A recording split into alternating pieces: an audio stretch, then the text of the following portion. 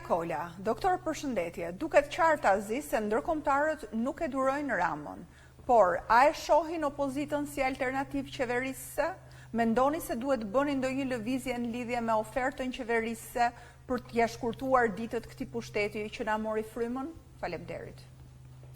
Geraldina, së pari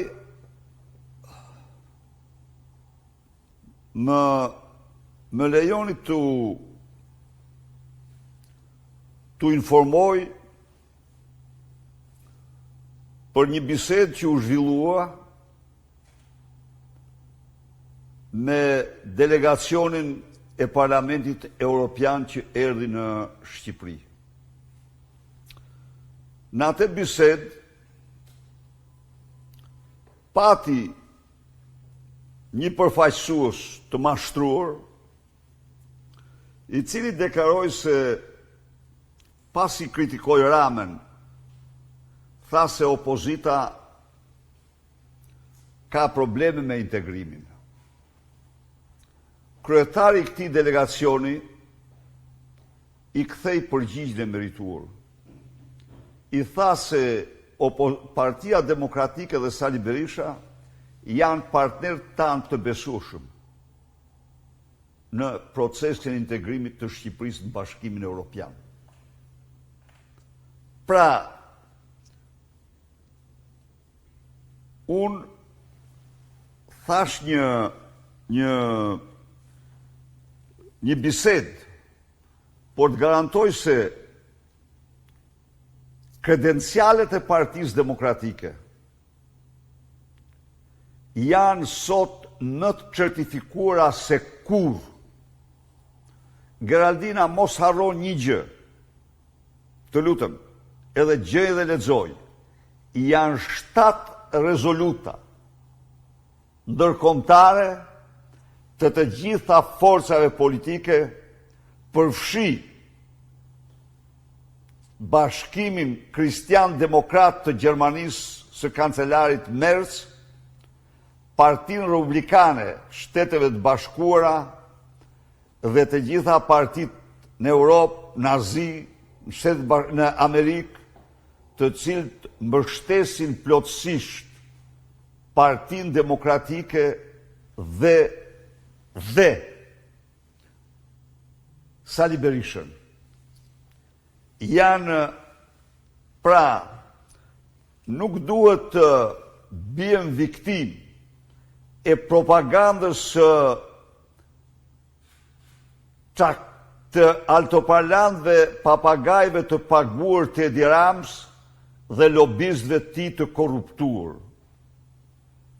Jeni e sigurt se sot Partia Demokratike është më besueshme se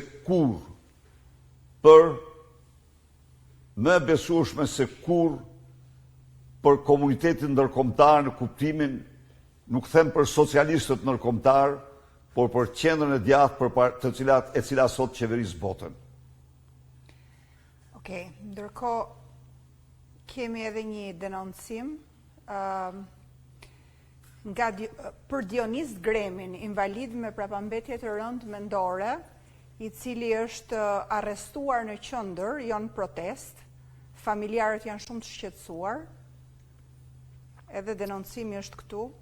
Akt kriminal ndaj Denisit. Një akt kanë vepruar të njëjtën gjë, kanë bërë në protestën e kaluar ndaj një tjetri, kurse ndaj Denisit edhe kanë keqtrajtuar kafshërisht.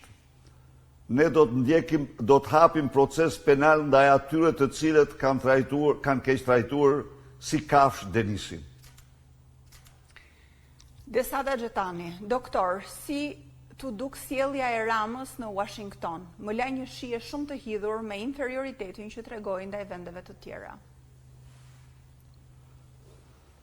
Desada, edhe dje me pyetën mua për këtë, po unë u shpreha që kam atë mendim që kanë shqiptarë që e panë vetat konferencë.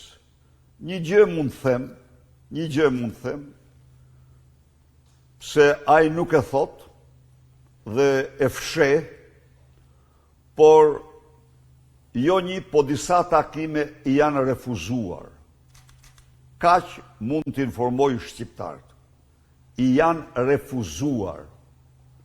Pra, nuk është se nuk kërkoj takime, sepse ajo ishte konferenca, sigurisht Shqipëria do përfaqësohej në bord, po takimet e kërkuara nga Ramaduro u refuzuar nga zyrtar shumë të lartë të Shteteve të Bashkuara. Dhe unë i falënderoj ata për qëndrimin e tyre. Shoqëri Myrtollari, doktor përshëndetje, është vënë re një rritje e dukshme e dhunës së policisë në protesta, si edhe një retorike pa përmbajtur nga ana e pushtetit. Ndërkohë, ndërkombëtarët duken se po e trajtojnë situatën si një protestë normale, ndryshe nga më parë kur reagimet e tyre ishin më të forta, sidomos kundër dhunës ndaj opozitës, shpesh edhe nga diplomat në Tiranë. Si e shpjegoni këtë ndryshim të qasjes së ndërkombëtarëve dhe këtë irritim të shtuar të qeverisë? Pyetje shumë e drejtë. Shumë e drejtë. Miqtë e Shqipërisë, partnerët tanë, panë tek Edi Rama atë që se kanë parë kur pas luftës dytë botërore në Europë. Edhe pas rënjes perdes hekur. Një njeri që nga mëngjezi dark zotohej për Shqipërinë në BE në vitin 27, për Shqipërinë në BE në vitin 30, një njeri që sulmonte Shtetet e Bashkuara se hedhin bomba dhe ikin, hedhin bomba këtu dhe ikin, hedhin bomba aty dhe ikin, dhe Europa është paqja, është kultura e paqes, është kjo dhe ajo, këta paprit mas panë se maskara. Ramaska dhe doli fytyra një hajduti që se kishin parë kur në njëherë. Europa kishte parë hajdut sigurisht, por hajdut të cilët kishin pranuar ligjin, ishin nënshtruar ligjit dhe drejtësisë. Edi Rama është hajduti i parë. Historinë e Europës pas luftës dhe pas rënjes perdes hekur për pjesën tjetër të Europës, që jo vetëm nuk shkarkon Lubi Ballukun pa ka 3 muaj që e mbron, dhe pasi dështoi me grushtin e shtetit, tani ai po bën ligjin buroj.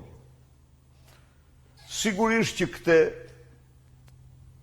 asnjë vend partner, asnjë vend i Bashkimit Evropian, asnjë vend i lirë, as Shtetet e Bashkuara të Amerikës, asnjë vend i lirë, nuk mund ta pranojë, nuk mund ta kapërdi, nuk mund ta imagjinoj.